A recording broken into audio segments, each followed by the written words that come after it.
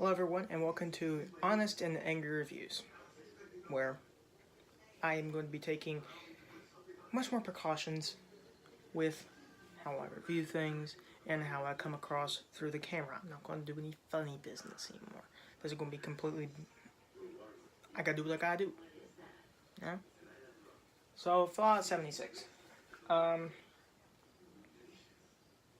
pretty much just it. It's Fallout 76.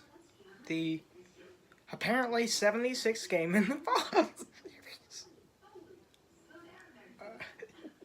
No, actually, it's like the 5th or 6th installment. An underrated game. So, the usual, the average for scores that's got across the web is a 5.2 or a 5, around that.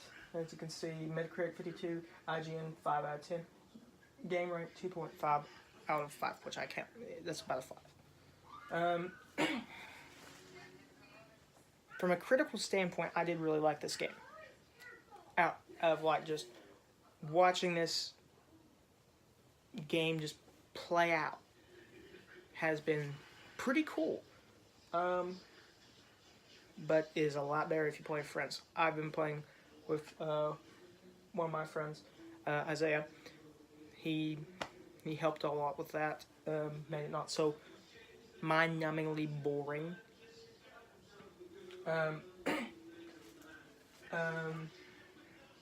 you know, if I had to just talk about, I'd say the gameplay and the story itself, a 6 out of 10. The story was not quite there. They couldn't really do anything about it. That's it. But it'd have a 6 out of 10. Is it a buggy mess? Not as much as you'd think.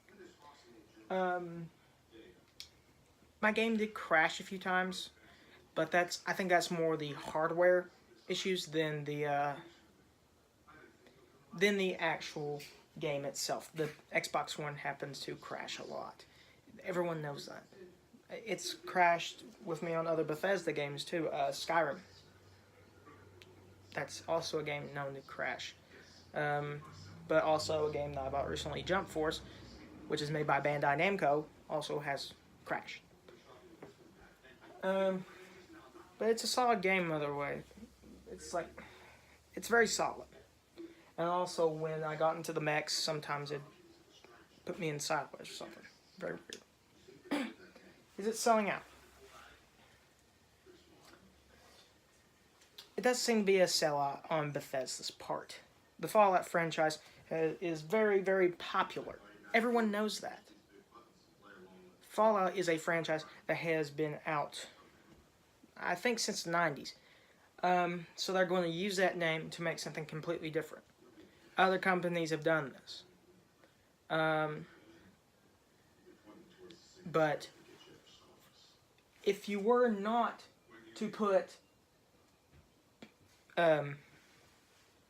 Fallout 76 on it and you make something completely different,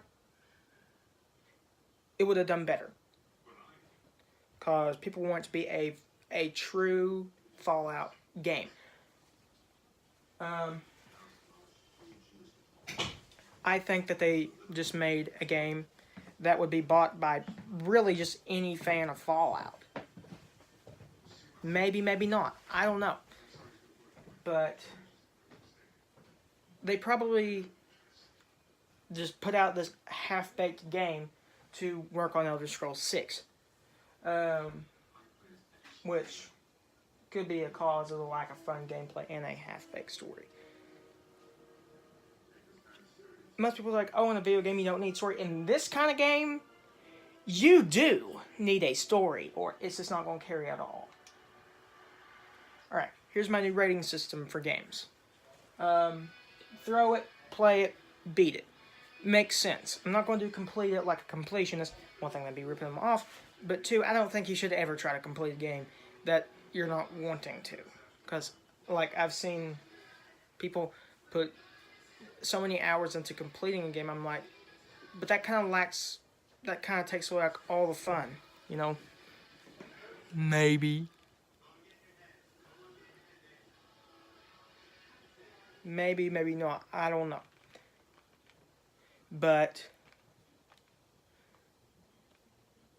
it just seems like this is a much better rating system.